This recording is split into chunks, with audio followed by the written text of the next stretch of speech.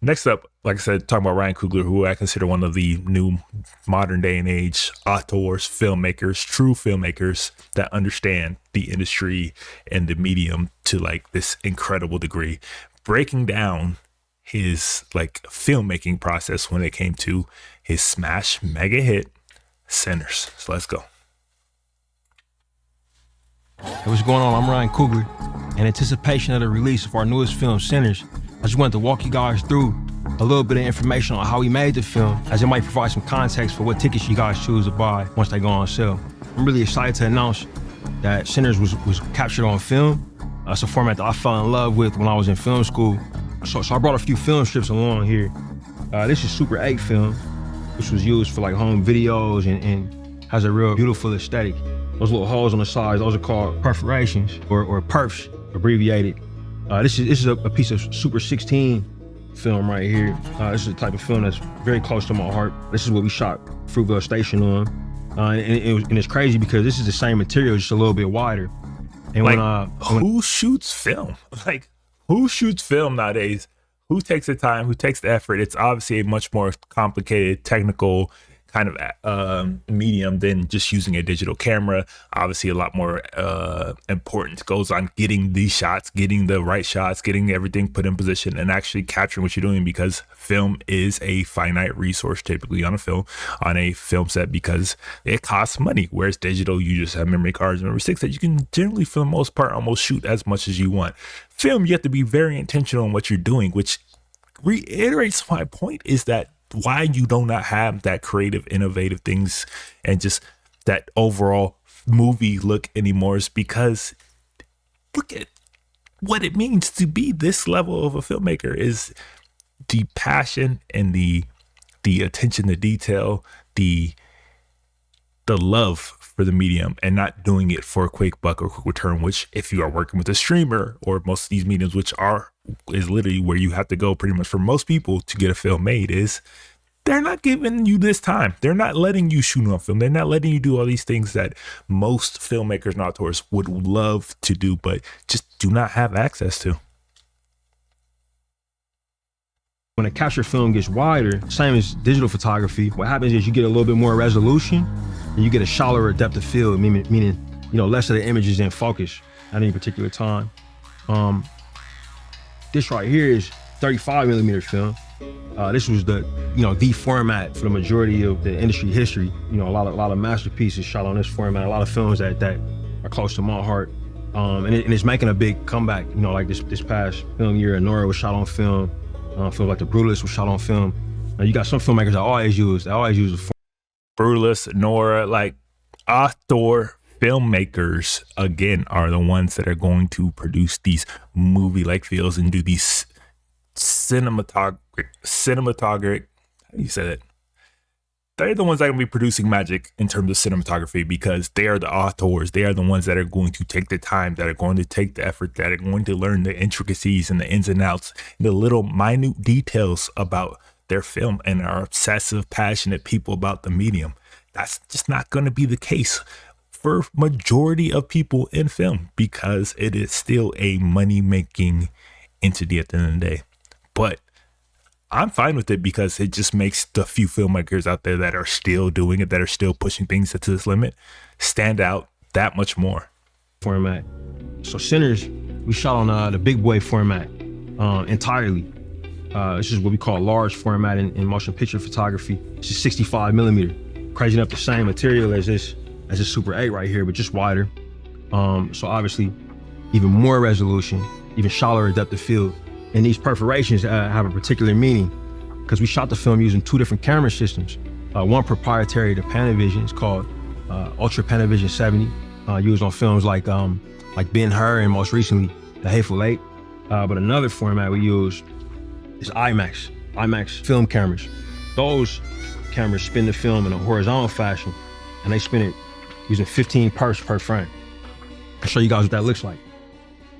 So here we have, I mean, yeah, like I could just hear him talk about film any day of the week for however long he wants to talk about it, because you can just feel the love, the passion that he has for the medium, and it shows in his film. a shot from the opening of our film centers. This is the same shot shown captured on IMAX film format, which is 15 perforations per frame, spun through horizontally. And this is that same image as it would look if it was captured on Ultra Panavision. 5 perforations per frame, with the film being sent through and exposed vertically. Whenever we shoot a scene, unless it's with the intention of being slow motion, we're shooting at 24 frames per second. So whether it's through a camera or through a projector, each one of these frames are moving through 24 frames per second. So about these frames, all right? Each time it's exposed on one of our formats, the Ultra Panavision 70mm format, okay? It's exposed with these 5 perforations, and it's exposed at an aspect ratio, which is basically the size of the rectangle that you're watching a movie on. It's exposed at a 2.76 to 1 aspect ratio. This is one of the widest formats you'll see a film projected on. Very rare to see a film projected in this format. The other format that we shot on was the IMAX film 15 perf format. And once you expose an image on that, you get a ratio of 1:43 to 1. So the film was shot with 2 different aspect ratios. And this is the first time ever that a film has been released combining these 2. So it was a pretty complicated process to shoot. We had a lot of fun. I mean, like we just talked about, innovative filmmaking. Why you don't get any more? We do. You're just getting a lot less of it, and it's going to be coming down to the level of the filmmaker behind it. And if they got the clout, if they got the ability, they got the support to do the films that they want to the degree that it is. And he clearly does, because he's proven himself over and over again. So it is still there, and it's still coming out. The innovative shit in film is still there, and like the excellence, the type of film that you know is going to stand the test of time is still out there. It's just when you're dealing with streaming, when you're dealing with digital film, like you are just going to get a ton of slop, but it is still there. It is definitely still there. Fun, but when it comes down to the release, there's a lot of options for you guys. We'll talk about that, okay? So when you guys go to buy your tickets, depending on where you live, it's gonna be a lot of options available to you, all right? There's 1 aspect ratio, that Ultra Panavision 276 ratio. That's gonna be the most widely available format to see the film the whole time in that ratio without the aspect ratios changing at all. If you live close to an IMAX theater and you choose to buy an IMAX ticket, you might have a 190 IMAX available to you, which for certain portions of the film, the aspect ratio will expand.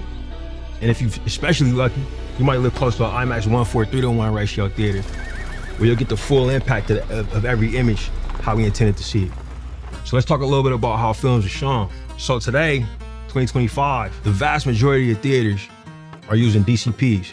That's a digital cinema package. It's a digital format of projection to maintain quality control. And it's basically a really, really expensive hard drive that has a file for the image and a file for the sound. We did an incredible sound mix. My composer, Ludwig Göransson, did a fantastic score on the movie. It plays like a concert. So definitely seek out the best audio format that you can find too. We got them all from 5.1 to 7.1 to Atmos, Dolby Atmos, and all the IMAX's formats as well. And this, the reason I fell in love with theaters was because, I came up, my parents was working class in Oakland, and it was the most affordable way for us to go out and have a good time and have an experience. I still believe in that communal experience of going to the movies. This version right here, we worked especially hard on to make. He still believes in that communal feeling of going to the movies. I do too, but that has been a long kind of discussed, maligned aspect of the film industry. Is a lot of people out there trying to call the death of the film industry and cinema and movie theaters, because they say people don't like going to movies anymore. Well, people just have a lot more options. People don't like to go to movies for bad films. The days of just going to theaters and just picking a movie and just watching it are long gone. Like, you're going to see reviews, you're going to see trailers, you're going to see fan and crowd reaction. You're going to watch reels, TikToks about films before you ever even typically decide to do and go to the movie theaters. I mean, shout out to Fabio. The prices definitely are high, absolutely 1000%. But I do think that when you have an artist or filmmaker like this that actually puts the time in, that puts the money behind the film, and you can actually feel the passion and like the actual, like they put their heart into it, and it's not just like a money grab, I think people are willing to spend the money. And I think that showed, because this broke pretty much every record for horror films, but prices are definitely out there. But I do think if you deliver the right experience and there's actually the love behind it and not just cash grabs, people are willing to spend the money to have that experience, because there are just certainly some movies that are just always better in theaters. And it's dope to see that, you know, somebody like Ryan Coogler is still very conscious of that, because I would hate to see the movie theater experience go completely. It's just some movies just hit so much better in film. I could not imagine watching like Interstellar for the first time at home compared to seeing it in theaters and in IMAX. There's just something different about it.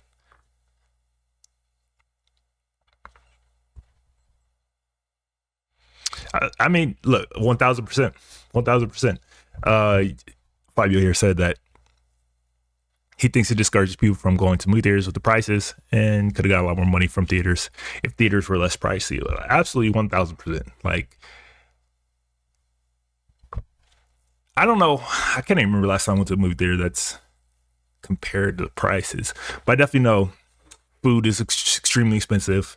Tickets are extremely expensive nowadays for, you know, that experience. And it's not even necessarily just the price. I just think it's the fact that the competition is out there now, where do I want to spend $20, $30, $40 to take maybe my family, my girl, whatever, to the movie theaters? Or do I just want to watch Netflix? Do I want to watch Tubi? Do I want to watch Hulu? Do I want to watch all these like 100 different options to watch film or movies or shows or whatever, compared to one film for that one price? I think that's really what the main thing is. The model of watching things and just listening things has changed so much that people are not necessarily willing to spend more money for a one-time experience versus I can spend that same price for and basically unlimited amount of content, even if it's not even close to the quality of watching it in a theater. And that's just unfortunately going to continue to be the case unless movie theaters somehow, which they tried to do some sort of like movie pass. But that's typically for, you know, true cinema fans.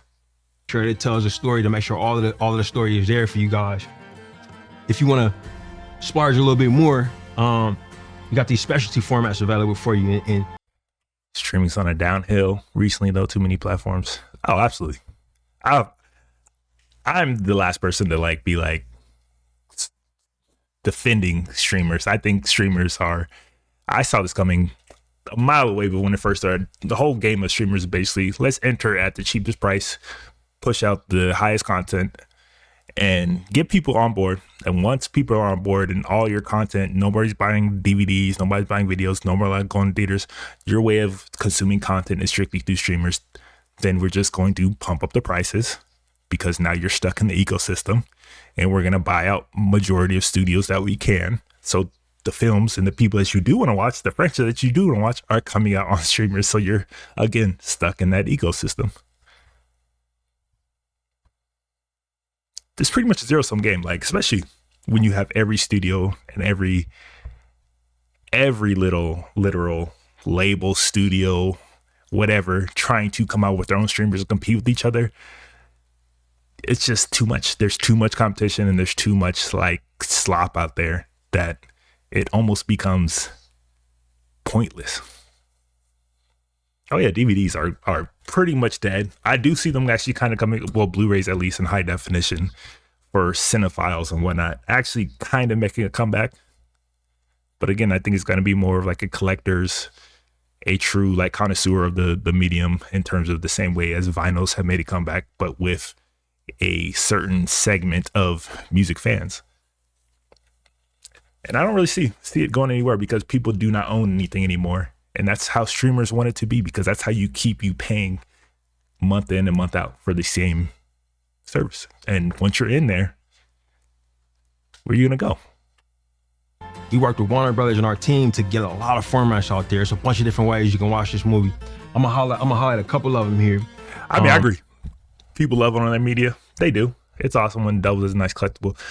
But I would say that's not the majority of people, unfortunately. Like, I've been, you know, if you go to the mainstream and the just general populace, you ask people about music, it's very expendable to them, especially if they came from a generation that has not ever had to go to the store and pick up their favorite artist's new CD dropping on that Thursday. If you've never had that experience, you just won't have that same love and appreciation necessarily for physical medium, especially like these newer kids who've never had to go to the Blockbuster and pick out a movie, never had to buy their favorite CD. If you don't have that connection to it, I don't think that kind of generation necessarily cares as much about actually owning their media, as long as they have access to it whenever they want. I mean, I love vinyls. I think vinyls is the perfect example of being a collector and actually having that, like, you can actually show your love for that music, and like there's nothing a streamer can do, which, you know, they do pretty regularly, which is remove music from artists because they have disputes with labels and whatnot. Once you own it, nothing can be done to really take it away outside of it physically being destroyed. And unfortunately, I would love to see physical medium kind of come back a little bit more. I think people are kind of waking up to the game that streamers are playing and how you actually don't own anything that you are actually paying for. Like, you can be on a streamer for 10, 50, 20 years, and then at one point they decide to take away your access to something because in its fine print it says you actually do not own anything.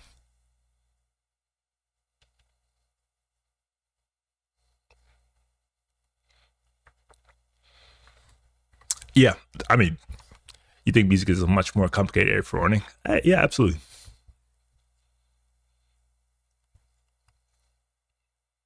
Absolutely. I'm I'm still the person that will download an album or download a song because, especially, you know, with our platform, we get a lot of music news. I will take a downloaded version and physically put it on my phone versus just saving it on my streaming platform or whatever. Just for the simple fact that, again, I hate not being able to access something because you're not paying or because they have a dispute for something and whatnot. I mean, yeah. Problem is that most companies are starting to make the physical media. Most CDs are just keys. Absolutely. I mean, if you look at any gaming, for example, is go outside of movies and music. If you look at gaming, if you go and buy a game for most places, the physical game, it's just a code. It's literally a code. You can't even own it. You get a code to download it, which they still technically own the rights to, can take and revoke your access to it at any point, which is pretty fucking crazy to me. Oh yeah, my collection at this point is pretty crazy. Like, I grew up in the 90s, so like I still have like the giant CD cases of just every new CD, every new artist that you was coming out around that time, because that's what you did. You went out every Thursday and see who was coming out, see who was new and whatever. Like, I think if anything, all the streamers have done is made physical, like actual physical medium, that much more valuable and just that much more important than ever, especially when people thought nobody's going to ever care and it's never going to matter.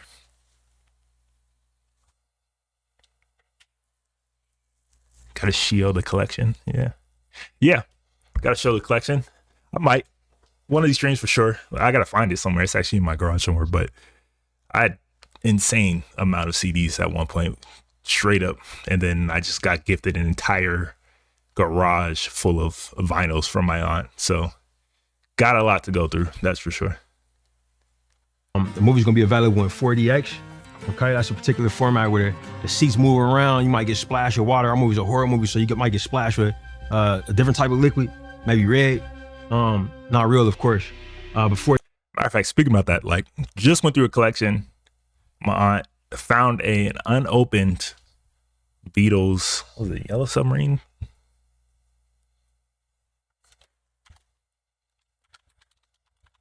Yeah, I think Beatles Yellow Submarine album, unopened, original from 1969, just sitting in a garage for probably like the last, I don't even know how many years. I'm just like, what? Like, she was like, yeah, I didn't even know I was in there. It's like, all right. Looked at the price, it was like at three something for a CD. It's like, all right. That's how like widespread it was back then, that they didn't even know half the shit that they were getting. 4DX. I will definitely have to show that collection at some point because she got some crazy ones in there. It's gonna be really cool for audiences to check out. That'll again be available in that 276 format, the Ultra Panavision 276 format. We got ICE, or immersive cinema experience. This, for select sections of the film, you'll have images on the sides of you in these kind of 5 side panels, okay? Really exciting way, really immersive way to watch a movie. Definitely would recommend that. Screen X is another one that we're available on. So Screen X is a format where you have these massive screens on the side of you that for certain portions of the film, the film really opens up and surrounds you. Another awesome format. And then down here, I want to highlight Dolby Cinema.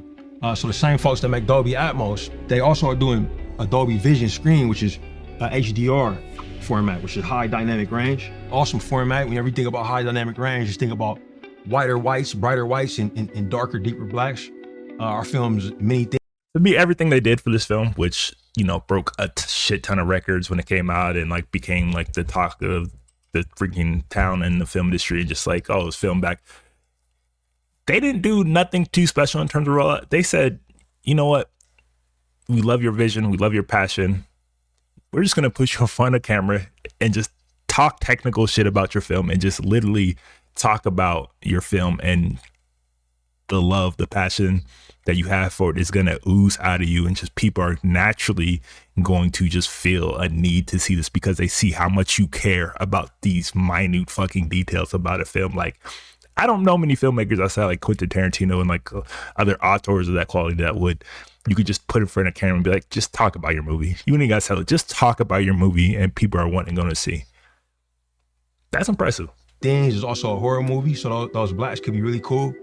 And Dolby Cinema, and it was all captured on film. And film is known for having, just incredible dynamic range. And then we come to the specialty for this movie. This film was done in partnership with IMAX, and it's an awesome way to see the film. Definitely one of the intended ways to see the film for us when we were setting up every shot. If you live close to an IMAX digital screen, you'll have 2 aspect ratios available to you. You'll have obviously the 276 Ultra Panavision format. For select sections of the film, sections of emotional intensity, musical intensity, or horror intensity, we chose to film those sequences with a bigger aspect ratio, and the film will pop out and expand for those moments. It'll be a really, really immersive way to watch the movie. Select few will also get to experience it 1:3:1 digital projection. This is everything. This is the full McGilla of what we shot. Beautiful way to watch the movie. You're getting a whole lot more of the image, but this immersive capacity that this format has, I just can't speak highly enough. Chris Nolan, a filmmaker I look up to, has really mastered that format in terms of the cinematic experience. And, we were after trying to give audiences a similar vibe with this one. So definitely recommend that. In the audio that's available to you guys with IMAX Digital, you have 5.0, you have 12.0. Obviously 12 is more speakers, bigger sound, but 5.0 is fantastic as well. So my favorite way is to watch a movie. Now, trying to get emotional talking about this, but this brings us to something very special that we doing, very rare. This is the IMAX Film 15 perf projection. Hey, what's going on? I'm Ryan. Come on, man. Getting emotional about just literally talking about the release of your film and just, sign me up. Like, I'm there. I was there literally because you could just hear how much he loved the film that he was making. 1, 2, 3, 4. The projector horizontally. Only 10 locations worldwide are gonna have this. We're gonna have it at Lincoln Square 13, New York, City Walk Stadium 19, Los Angeles, Irvine Spectrum, Los Angeles, Metreon 16, San Francisco, close to my hometown, Indiana State Museum, Indianapolis, Arizona Mills in Phoenix, Auto Nation in Fort Lauderdale, Webb Chapel in Dallas, Colossus in Toronto, and BFI in London, where we have our UK premiere. Really, really excited about this, man. If you guys can afford it, if y'all care, definitely check it out in this format. Means a lot. Last but not least, the rarest format that you can find the film in. This is gonna be 70mm film, 5 perf projection. So we talked about those perforations. The entire film will be in 2.76:1. This is very rarefied air to get a film out in this format. It's an incredible experience to watch a film like this, to have that projector running behind you, to know it's incredible technicians that have specialized hands and knowledge that are making this happen. We worked with Warner Brothers, worked with Photochem to get this out to 5 theaters that are limited in the US. The Vista Theater in Los Angeles, the Alamo, Brooklyn, New York, the Village East Cinemas, New York, the Grand Lake Theater in Oakland, which is where I watched some of my first movies. My parents means the world. And the Britannia Theater in New Orleans, where we shot the film. The film was set in Mississippi, but we shot it in New Orleans, and we actually used this theater to screen some of our dailies. So it means a lot for us to be coming back with the movie. I mean, elite filmmaker, absolutely elite filmmaker, and kind of talking to my point earlier from the previous videos that like that's why you don't necessarily see across sports media films, but like it's definitely still there. You still see innovation. You still see people that are like pushing the media forward just strictly for the point that like you have to be this obsessive, this passionate about that medium, because it's extremely hard to make a film, and to make a film at that degree, at that level. I don't know if you guys have seen it, but like there was a lot going on there. There's huge crew, huge cast, like a lot going on behind the scenes, and to get this made and to this degree, and like a studio to basically greenlight him to just basically do whatever you want. And then not only that, we're going to give you your rights back in 25 years where you own 100% of the film. Yeah, I think film is still there and still very much alive. But when you give people to the keys of something that are like proven and like that are true filmmakers to this degree, you're gonna have success. And like, it was never the case that it was across the board. There were always people and filmmakers that stood out above the rest. And I just think that even now more than ever, especially with streaming, like when you have somebody like this, like a Tarantino, like him, like a Coen brother, or Denis, like people that are truly innovative, yeah, give them the keys and just see what they can do in this industry, and like how they can get people still talking about film and loving film and going to the communal experience of watching this film. And when I saw it, the theater was absolutely packed. So dope to see, absolutely dope to see.